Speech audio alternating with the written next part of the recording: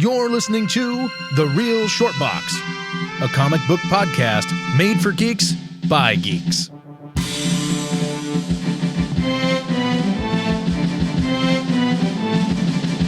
Hello, everybody, and thank you for coming out and listening to Real Short Box. My name is Donald, and I am here with a very special guest. I'm here with Mr. Thomas Hennessy. Thomas, say hello to everybody. Well, hello, everybody. And Thomas, we go way back, actually, years and years and years. We go way back to the year of 2012, I believe. Yeah, somewhere around there. So about 9 years now we've been friends, and we've worked on multiple projects. I believe we met on a project very Shakespearean. It was a very Shakespearean project, and that is exactly where we met. And yes, and then we've gone on to collaborate on a number of other things since then. Yeah. We did. I don't know if people know this, but I created a web series called The Blue Beetle: Ted Cord Returns, and Thomas was the camera op on that. He was the director of cinematography on season 2 and 3 and 4. So. Very cool. He was actually in a couple episodes himself. I remember one in season 3 specifically where you played a producer kind of guy that was very Hollywood, and it was a hilarious episode. Oh, I love that character. I love that. I love that episode. I go back and I watched that episode, and the one thing, it's because I was in front of the camera instead of behind it. Like, one of the shots, I think, is like a little bit out of focus on my coverage. It always bugs me as a cinematographer, but I love the character itself. This and all the riffing off of the reality TV shows that we did with that. That was pretty funny. That was great. Yeah, we had such a fun time doing that. And then we worked together again on a feature film that you made. It was What We Can't Have. Am I correct? That is correct. Yeah. Yes. I made Donald grow a mustache for the part. Yeah. Yep. I looked like a real pervert. Yeah, you were great, though. You killed it. Yeah. Oh, thank you. Thank you very much. So we're going to get started here. What we're going to talk about today is we're going to do holiday action films. So we're going to do action films related to basically to Christmas time. It could be Hanukkah, I guess, too. I don't know. Whatever the action entails. And we're going to discuss. Basically, we're going to be looking at films, every Shane Black film. But because I think that's one of his things is that every one of his films, basically, except for ones that he co-wrote and stuff, like, for example, Monster Squad, every one of his films somehow revolves around Christmas time, which is kind of fascinating. Yeah, it's funny, Monster Squad, that's a different topic, different podcast again, but what an underrated movie that is as well. Oh my God. I love that. That's like one of the Goonies of horror films. It's so good. Another thing it's interesting is are there any Hanukkah action movies, or we just discovered a market that needs to be filled? I think we discovered a market, dude, because I don't know of any, unless there's one called Dreidled. Okay, and that's possible. I'll have to look that up. Could be a schlocky B movie. Yeah, I have not. I'm trying to rack my brain. I don't think I know of any Hanukkah action movies, so there might be a market for us to fill. Yes, absolutely. I think we can do this. I think it's a great idea. We're going to move forward with this. Everybody coming soon, Dreidled. So, when thinking action films for the holidays, what's your first thought on action films? What one comes to your mind first? Well, I mean, I think that the holy grail of action Christmas movies has to be Die Hard. I think that's the one that, at least in my mind, like that is the top of the pyramid for me. And that was directed by John McTiernan, correct? That is correct. Yes, yeah, 1987, I believe. It was released in 88. It was filmed in, I think, 86/87 or just 87. Starred Bruce Willis and Alan Rickman. Also had Bonnie Bedelia, I guess is her name, and Reginald VelJohnson. I worked on a movie with him last year, actually, a Christmas Reginald? movie. Yeah. Oh, that's awesome. Yeah, yeah, it was for the Oprah Winfrey Network. It was a Christmas movie I worked on that last year. So that was pretty cool. Anytime you like kind of get to work with somebody that like you remember from what your childhood kind of, Right. people, obviously know him, from Family Matters, but like to me, he's Al from Die Hard. Yeah. Yeah. Sergeant Al Powell. Yeah. What a name. Al Powell. I like the Powell. Al Powell. So Die Hard. Die Hard was basically to give you for those that I'm in this. I don't know if there's anybody that doesn't know, but if there's somebody that's never seen it, it basically stars Bruce Willis, who plays John McClane. Now, John McClane is a very well-known name in pop culture. You could say it on the street to anybody, point to him, and they'd be like, Die Hard. They just know his name. Yeah. Yeah. He is visiting his estranged wife, who was played by Bonnie, and 2 daughters on Christmas Eve. He joins her at a holiday party in the headquarters of it's like a Japanese-owned business she works for. Mm-hmm. And the festivities get interrupted by a group of terrorists who take over the high-rise building and hold everybody hostage that's inside. So McClane realizes that there's no one to save the hostages except for him. So he's hiding out in the vents. He's crawling around, walking through glass. He's jumping outside of windows to try to save everybody in this building before they're all either murdered or ransomed at the highest bidder. Yeah. It's so there's so many iconic kind of one-liners in it, and visuals, like the walking on broken glass being one that I remember as a kid was just like horrified by that. Like it was hard to watch, but man, like what a, and I think the cool thing with Die Hard is like, when you're talking Christmas movies, like Christmas is a kind of a central theme, or the holidays is a theme of the movie, which there's some kind of debate goes around the internet about like what actually qualifies as a Christmas movie. Like, does the fact that it takes place at Christmas, but if, alone make it a Christmas movie or holiday movie, or does the holiday itself need to be a part of the story or the plot? That is a great debate. What do you think? I think that has to be part of the plot. Like something like First Blood, the first Rambo movie takes place at the holidays, and there you see holiday decorations around, but it has nothing to do with the story or the plot. So I would not qualify First Blood as a action holiday movie. But got you. But the whole central, like, kind of inciting incident that brings John to L.A. is because it's the holidays and he's going to see his wife and kids. Christmas plays a central character almost in the background of that story. So I think Die Hard fits right in there. I like that thought process. That's a really smart idea. So people that are on the fence on this, take note that as long as Christmas is almost a central character in a film, it should qualify. I agree with you, Thomas. I agree. Yeah. Batman Returns, I'm on the fence on. That one is, it takes place at Christmas. There is like some Christmas elements to it, but I don't know that Christmas plays as much of a central part to the story as like something like Die Hard. So right. I could go either way. You could convince me either way on that one, though. Now, as far as Die Hard's concerned, we were introduced actually to Alan Rickman in this film because he'd primarily only done stage prior to this. So he was relatively new, and they weren't sure at first how well he was going to do. And then he started to do what Alan Rickman does, and they were blown away. Yeah, I think it actually is his first movie. I think he had done some a couple of spots on some British television, or I think is he British, or where is he from? I believe he's English. Yes, he's English. So I think he had done some like minor roles on some British like BBC kind of stuff in the early 80s, but Die Hard was in fact his big screen debut.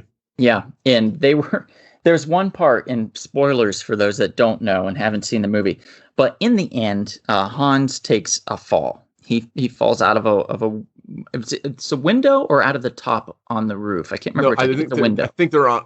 It is the window. Yeah, because there's glass and stuff. I think it's like more it's more cinematic that way. So Right. he fell through a window or falls out of a broken window, and in real life they were going to drop him for this scene, and they were filming it, and they weren't sure if he was going to be able to emote that panic that you see on somebody's face. So they told him they were going to count to 3 and then drop him. They dropped him at 1. Yeah. Yeah. And that look that you see of sheer terror in his eyes and his face, that is real. So I thought that was... Yeah, that's a great little story. Yeah, really shitty of them to do, but also really cool of them to do, because you really got what you needed out of the character. Oh yeah, I mean, and his performance is like phenomenal. It's another iconic character, really. I mean, like so iconic, and it's kind of, I mean, he's not the first, to play a Eastern European terrorist in something, kind of plot, but his, when you think of those kind of roles, I mean, he's one of the first ones that comes to my mind in that kind of archetype of, Eastern European villain action movies. Yeah. And we had that one guy in there that he looked like Huey Lewis, so I always refer to him as Huey Lewis. Which guy? He was is that? one of the villains. Oh, one of the henchmen. Yeah. Okay. Yeah. And I can't remember what his name was offhand, but this also had William Atherton in it, and William Atherton is famous for playing a prick. Just the TV reporter. Yeah. He played Yep. And it also had Robert David. Yeah, and I believe what is his name? The other guy, his partner, the other FBI. The other FBI guy. Yeah, I can't remember his name. It is it's like right on the tip of my tongue. He was in the James Bond movie too, I believe. Oh man, why can I not? Trying to think. Was it Paul? No, because he was that was the police officer. Paul Gleason played the police officer. Yeah, it was oh man, who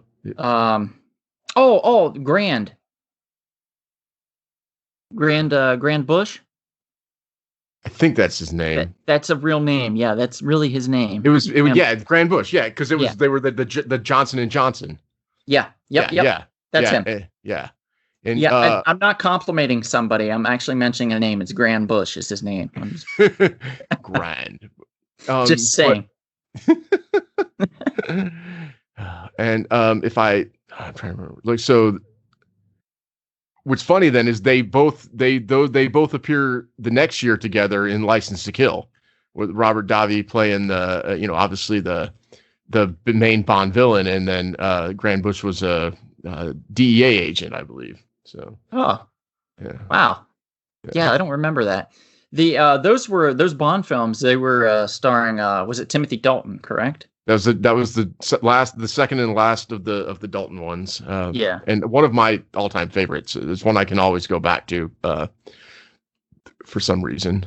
I just watched the first of his films, Timothy Dalton's films. Living Daylights. Yeah, Living Daylights. I watched that earlier this year for the first time. We're actually going through and watching every James Bond film in anticipation of the newest one that was supposed to come out next month that has been delayed now. At some point, yeah. Yeah. So it'll come out and we'll watch it. But where are you at on that? We are now in one of my favorite Bonds, Roger Moore's world. And we're just getting to the one, Moonraker, I believe, is the one. Okay. We're getting to. All right. So yeah, I'm super stoked about that one because that's one of my favorites from when I was a kid, just because of Jaws alone. Yeah, Jaws is in a couple of them, I believe. It's been a long time. I've watched them all multiple times. It's been a while since I've done like a full marathon kind of watching, but Jaws, I believe, appears in 2 or 3 of the Bond films. Yeah, he does pop in on a couple for sure. Yeah. Which is awesome because he's the best. So he's one of the best villains for me. Although that actor for me is always going to be I beg to differ, Sheeter. Happy Gilmore accomplished that feat no more than 2 hours. Yes. Yes, he also played the big brooding fan in Happy Gilmore, which was awesome. His former boss, I believe. Yeah, yeah. Shooter McGavin. Yep. Oh man, that was a good movie. That was a fun Yeah. film. Yeah. Speaking of fun films, let's move on. We're going to discuss quickly Kiss Kiss Bang Bang. Oh, I love that movie. Now, this is a Shane Black film. He wrote and directed this film. This film, as well as all Shane Black films, usually revolve around Christmas time.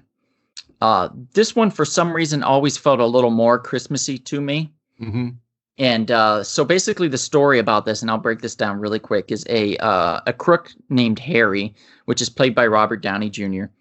He stumbles into an audition for a mystery film while on the run from cops.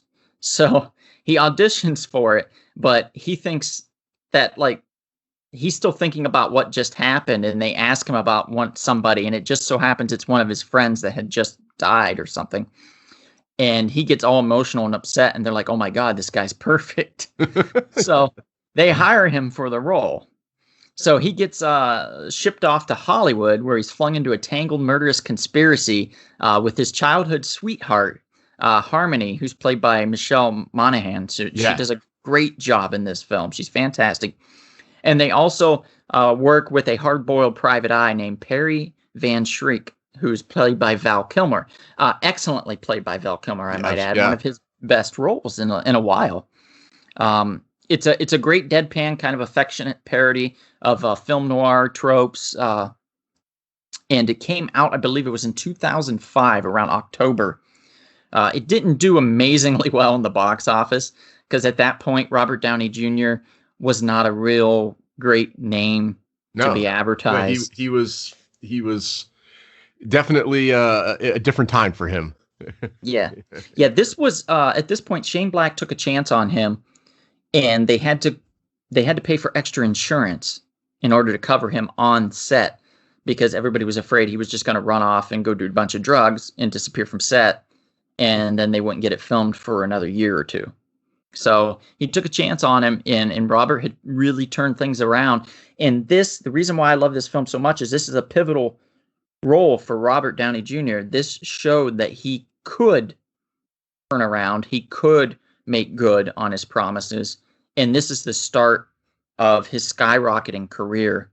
And this is what landed him the role for Iron Man. Yeah. I've actually read somewhere that he said that Downey said that he thinks that in some ways that Kiss Kiss Bang Bang is the best film he's ever done. I could agree with that. It's phenomenal. Yeah, it is. And another little trivia thing about that movie, the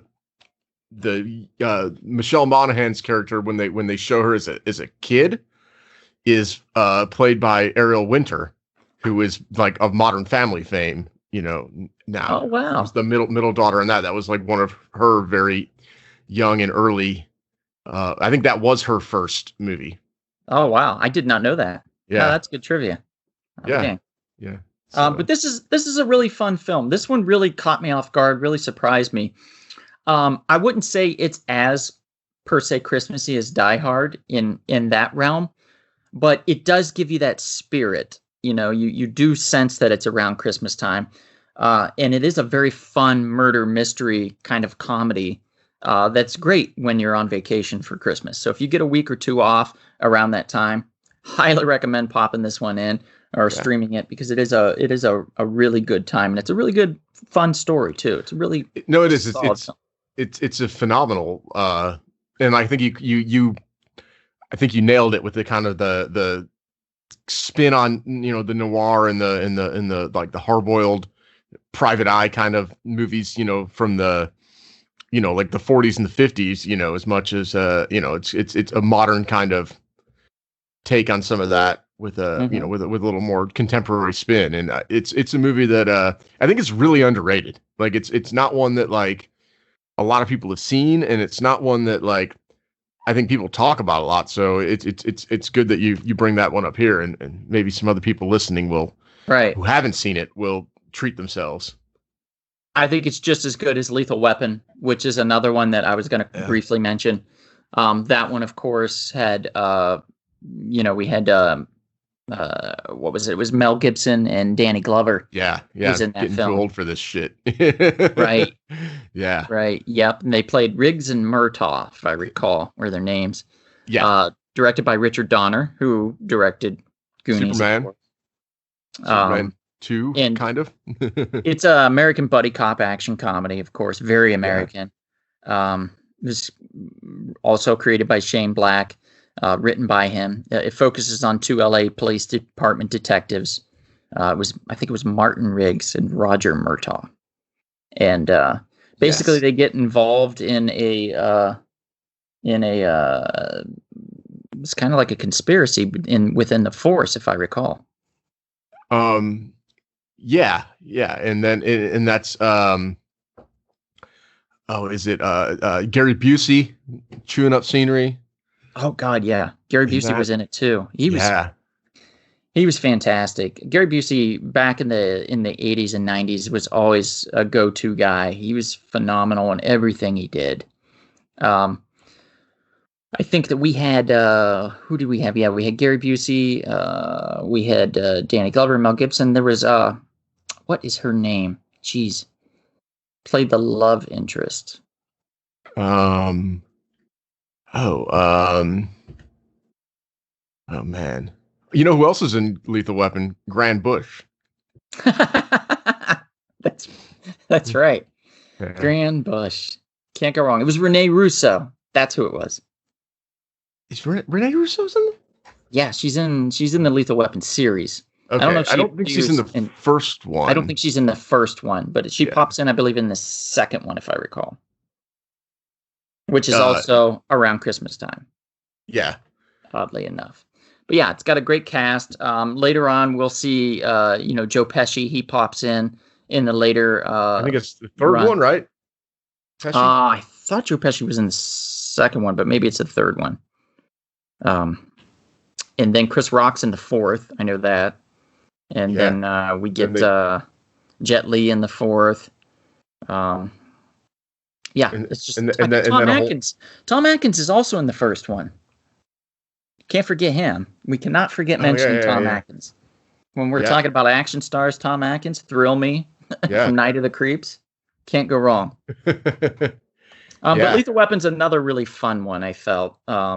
Just really solid, really good film. Another one that's non-Shane Black related, because we could go all day just on Shane Black alone. Yeah. Basically, you could marathon on Christmas Eve. You could start marathoning Shane Black films, and by the end of Christmas Day, you'd be done, and you would have a full Christmas marathon set. Are we talking just his writing or writing and directing? It could be either, to be honest. The directing, I think he's only done like 3, 4 that he's directed, but the writing, I think, is some of the more iconic, like Iron Man 3. That was Predator, very heavy Christmassy too, as well. I remember that with Iron Man 3. There was like a whole redemption thing for Tony Stark in that one. Mm-hmm. With a little kid and stuff. So that one definitely took place a lot around Christmas. Yeah. The Nice Guys, that was very Christmassy. So he did that one with Ryan Gosling and Russell Crowe. Yeah. Mm-hmm. So, but yeah, it's kind of like Last Action Hero, which has a Christmas element as well. Mm-hmm. The first Lethal Weapon, I think he wrote the second one as well. Monster Squad doesn't, though, does it? No, I don't think so. I don't. But that was a Halloween, right? I don't think that one takes place around there. But I think he co-wrote that, did he not, with Fred Decker? Possibly. Yeah, I think they were co-writers on that. I think it was Fred Decker and Shane Black, and then Fred Decker went on to do. I think it was after Monster Squad, either before or after. I think it was after he did Night of the Creeps. I think that's before Monster Squad. Was it before Monster Squad? Okay, that would make sense, because then with Monster Squad, they did Night of the Creeps, which had Tom Atkins in it, and then with Monster Squad, he co-wrote with Shane Black, who probably got to meet Tom at that point, and then they ended up bringing him over on Lethal Weapon. Yeah. So there's probably some synergy there, I would imagine. Yeah. Yeah. But let's talk. My personal favorite Christmas movie. Let's talk Turbulence. Turbulence. Yeah. All right. Everybody always says, "Oh, I like to watch Die Hard for Christmas," and that's great and all, but you're not really bringing it to 11. You know, you're going to about 9 or 10 with Die Hard. With Turbulence, it's going to 11. It's nuts. Turbulence. Okay, so a brief little introduction to Turbulence is there's a flight that's transporting dangerous convicts. I think it's on Christmas Eve. And one of the guys that's accused of murder is Ryan Weaver, who's played by Ray Liotta, amazingly played by Ray Liotta he was pulling off Nick Cage performances before Nick Cage knew that he could pull these performances. Yeah. So Ryan Weaver, and for spoilers, for people that don't want to know about this movie too much, you might want to just mute this for now. He plays this accused murderer.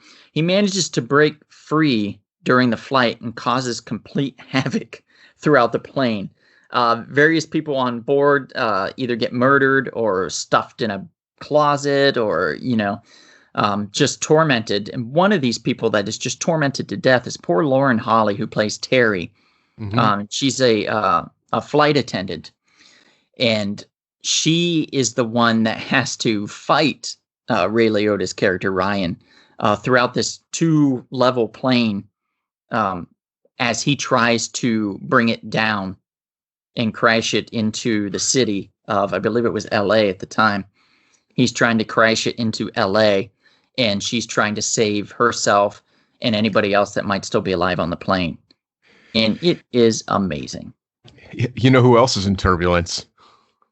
Yes, but go ahead. Grand Bush.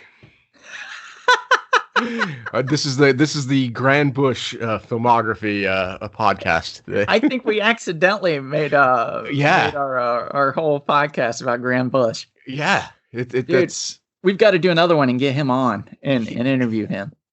he just pops up in everything in that, at least at that time, Yeah, he was one of the I think it was FBI agents that was bringing in the marshals. Yeah, they were bringing in Ryan Weaver, and they were bringing in Stubbs, who was played by Brendan Gleeson. Yeah. Brendan was phenomenal, by the way. Yeah. He was a great psychopath in this movie, and he was the whole linchpin for starting all the terror that occurred on the flight. So my hat's off to Brendan Gleeson. He was fantastic. Ray Liotta was fantastic. Lauren Holly, she brought it. She played the most frightened woman I've ever seen in my entire life. Like, she does not get the credit she deserves for this film because she was phenomenal. And Lauren, if you're listening to this, my hat's off to you. You were one of the best things in this film. I mean, psychopaths are usually easy to portray if they just go nuts and and scream a lot and stuff and act crazy. That's simple. Ray Liotta brought it to another level. Don't get me wrong, but Ray Liotta's performance would not be as grand as it was if it was not for Lauren Holly being as frightened as she was. Because she truly made you believe it. Yeah. What is Grand Bush? I haven't seen him in anything in a long time though. I don't know, to be honest. I don't know if he's been in anything lately or not. Yeah, like he I mean, he was in everything in the late 80s and early 90s, but yeah, I don't know if I've seen him since. It's been a while. Yeah. Hector Elizondo was also in this film, by the way, in Turbulence. He played the agent that originally arrested Ray Liotta's character and got him, and he did not get him by honest means. So it was an interesting little caveat that they added to the film that I appreciated as well. Let's see. We're going to check on Grand Bush right now and see if we can see anything that he's done lately. Yeah. He looks a little different. I'm going to be honest. Older. He looks a little different. Looks like from his filmography, he's got 78 credits. And his last thing that he's done as an actor that I see is in 2002. And it was a JAG episode. Oh. Huh. Yeah. Interesting way to go out on JAG. I mean, great he show. He did a lot of TV, to be honest, from he was in Walker, Texas Ranger, Chicago Hope, Sheena, Sheena of all things. That's funny. I'm looking at his Twitter right now. He only has 348 followers on Twitter. Poor Grand Bush. I'll follow him. Just Yep. I think the real short box is going to have to follow him too, so we can reach out and see if he'll do an interview. Oh, I mean, that would be amazing. I think that's next on our list. Yeah. We're going to Grand Bush. We're coming for you. If you're listening, you happen to be sitting at home looking for a podcast to listen to, and you stumble upon this. We are big fans, and yeah. We would like to interview you, yes. All right, so let's go to the next one. What do we have that I can think of? Let's go with, this may or may not be our last one. We're going to go with A Long Kiss Goodnight. Back to Shane Black? Back to Shane Black. He wrote the screenplay, but it was doctored a lot by director, if I recall, director Rennie Harlan. Made a decent amount of changes to the script to what he thought would make it a little more cinematic, make it just fire a little more. It did have some of Shane Black's patented one-liners and zingers that he would pepper in there, primarily in the role of Brian Cox, who played the doctor in this. Mm-hmm. Craig Bierko, to his credit, played a phenomenal villain. He was just fantastic as the main villain in this. David Morse is in this film. He also plays a very great villain. These are spoilers, by the way, if you're listening and have not seen this film. You should. It's early Sam Jackson. Yeah, this stars Sam Jackson and Gina Davis. I mean, you can't get a better pedigree. Yeah, this is like Sam Jackson either right after or right before Pulp Fiction. I think it was right around the same time as he kind of had that. Yeah, I think Pulp Fiction came out in 94, 95. This one came out in 96. So okay, right. But this is, he's great. Just chewing up scenery, classic Sam Jackson. This ain't no ham on rye. And his character has the same last name as me in the movie. Oh yeah, that's right. He played Mitch Hennessy. Yeah. Yeah, Mitch Hennessy. Yeah. And Gina Davis plays Samantha Kane or Charlie Baltimore. Charlie. Actually, both, depending on what time of day. Basically, to explain it, Gina Davis plays Samantha Kane, who's a school teacher and single mother. She lived an average life. She begins to have these strange memories of unexplained violence, and then kind of discovers that she has physical skills that she's never imagined. One day she's chopping vegetables, carrots, I think, and she starts chopping them like a chef. Mm-hmm. And she's like, I think I'm a chef. Like she's got this, she was found washed up, I think, on the beach somewhere. And she's got a memory lapse. She doesn't know who she is. She's got amnesia. So she's then realizes that, she's this lady, Samantha Kane. And she's got these physical skills that she didn't know she had. So she, all this while, has hired private detective Mitch Hennessy, who's Sam Jackson, to probe into her past. With his help, she discovers that she's a well-trained government assassin. Yeah. By the name of Charlie Baltimore. Yeah. And that she was not a nice lady.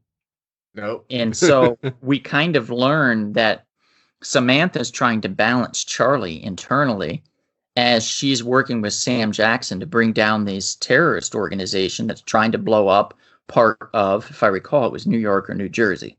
I think if it was New Jersey, less people would care, but I think it was New York. Or one of those. I thought it was a bigger city they were headed into. I thought it wasn't it upstate? Because wasn't there something at the Niagara Falls? Yeah. There? You're right. Yeah, around so there. Maybe it was some Buffalo or something. Buffalo is right there. If I recall, it was some type of detonation, some type of device that they were going to put into the water, I think, water source or something like that. It was supposed to explode. Yeah. And cause a bunch of damage. So not a good thing. Headed by Craig Bierko, who played Timothy, who later on we find has an interesting connection to Gina Davis's character, and I won't spoil that. But it's a phenomenal film. It's actually probably, it actually might be my favorite Christmas-y type movie. Now I keep wavering back and forth because Shane Black, what he does is he integrates such a great story around a holiday theme that it was really hard to pick a favorite. But Long Kiss Goodnight is fantastic. It's No, such a fun film. It is. It's one that I have. I think after talking with you, I kind of want to revisit it again. Now because it's been a few years since I think I've seen that one. But it was a big hit too, I believe, in the when it came out. I mean, it's great. But it's been a minute since I've seen it. So wait for Christmas time. And watch it like a week or two before and enjoy it. Because is that the way to do it? I think so. Yeah. That's usually when I do it around the holidays. It just feels right because the weather outside is cooler in LA, particularly, which is where we're both at. And it's like no one wants to, for me anyway, I don't want to watch a holiday film if it's 115 degrees outside, like that's not something that's attractive to me. Some people might think, well, it gives me a cooler peace of mind. Makes me feel like I'm in the winter. Yeah, sure. Okay. Just go sit in the bathtub with ice in that case. But for me, I like to feel like this stuff could happen around me if I can like throw a blanket on my lap and relax and turn on the TV and play a holiday film around the holidays. So I think it's a good idea to do that if people are going to do that. You could do Thanksgiving time too. I know a lot of people like to do that as well. Yeah. They like to start their holiday watching early, and that's fine as well. Mm-hmm.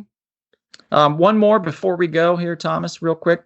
I'm going to mention, and only because I like the name, and I don't remember much about the movie. I'm going to be honest. It came out in 2000, and it starred Charlize Theron and Ben Affleck. Gary Sinise as well was in this. I know this movie. It is Reindeer Games. You got it. Yeah. Reindeer Games. Basically, the whole premise of Reindeer Games, really quick. Rudy Duncan, he's just released from prison, is Ben Affleck. He wants to start a new life with the girl of his dreams, Charlize, whom he met through pen pal letters in prison. And then all he wants is a piece of pecan pie, and I think it's a hot cup of chocolate. And he keeps trying to get that. But between them and happiness stands Charlize's crazy brother, played by Gary Sinise, is Gabriel, and his motley crew of deadly criminals who think Rudy has some inside information about the casino where he once had a job. So there's a bit of intrigue, and if I recall, it was fun action-wise and stuff, and I don't think it did as well as they wanted it to do. The budget was estimated to be about $50 million, I believe. Yeah, that was at a time when Affleck was kind of hit or miss, I think, for people. And, I don't think people were really ready to kind of take him as an action star. Yeah, they were really pushing him hard around that time. Yeah, but, this was like, wait, you're talking to the guy from Mallrats and some of the rom-com stuff he would do. So, so I think the movie, maybe was ahead of its time as far as Ben Affleck is concerned. Yeah, but it's a solid flick. Yeah, I agree. And Charlize Theron is always amazing. And her, she premiered in the film 2 Days in the Valley. I love that movie. She's great in that. Yeah, that was her first movie. That's a movie that I revisit often. As well. Yeah, they did a screening of that about 2 years ago. Yeah. Charlize showed up for that. Mm-hmm. And Danny Aiello, he couldn't make it, but he phoned in. Yeah. And said hello to the audience and stuff, and then talked to Charlize real quick and stuff. And it was right before he passed, so it was kind of bittersweet. But it was a very nice screening that they had in the Q&A, and she was great and very nice and stuff. And you could talk to them afterwards and stuff. So it was a fun time. And did you go to that? Yeah. Well, nice. I've seen the Q&A after the fact. Like I've watched the Q&A, and she definitely speaks very fondly of working on that movie and that movie in general. So which is great. And Eric Stoltz was in it, and he was great. I mean, Jeff. Dumb and Dumber Jeff. It's Jeff Daniels. Jeff Daniels. It's an all-star. It's Terry Hatcher when she was kind of at her man, her yes. height. David Spader. Oh, hello, Terry Hatcher. Yeah. Their little the cat fight scene between Terry Hatcher and Charlize Theron is fantastic. Yeah. Yep. James still Spader. on my kissy list, by the way. Okay. If I see her, she's getting a little kissy from me. It's on the list. I've toned it down. It's not my to-do list anymore. It's my kissy list. All right. Yeah. Sounds much nicer. Yeah. But I think with that, I think that's gonna do it for us. We're gonna have to cut her. So thank you everybody for tuning in and listening. This is The Real Short Box. Again, my name is Donald, and we wanted to thank our special guest, Thomas Hennessy here. So thank you, Thomas, for being on. Happy to be here. And real quick before we go, we want to mention that we are on Instagram, we are on Facebook, we are on Twitter at The Real Short Box. You can find us on YouTube at Rumblespoon Productions. We do have our podcasts on rumblespoon.com. We do have our podcasts and video podcasts sometimes on Rumblespoon Productions on YouTube. You can find us on Spotify, Apple Podcasts, Spreaker, iHeartRadio, and a host of others. And Thomas, real quick before we go, anything you wanna throw out there that you've been working on lately? A project that you've done that you'd like to plug? Nothing to really plug. I did shoot a movie last month called Obscura that will be coming out next year. So I think if you look on like Facebook for what is Obscura, I believe is where it is. You can kind of track the release of that. I think that'll come out next year. That is a like CIA special ops team collides with a biker gang out in the desert, but then they have to team up to fight a monster, basically. Oh, dude, that sounds great.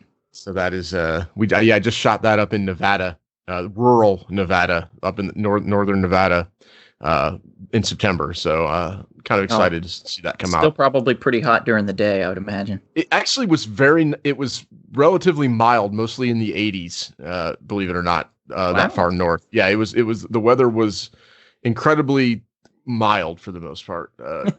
You're like, I should have brought something besides shorts. Yeah. No, well, I actually that was a pants every day movie. There's a lot of climbing mountains and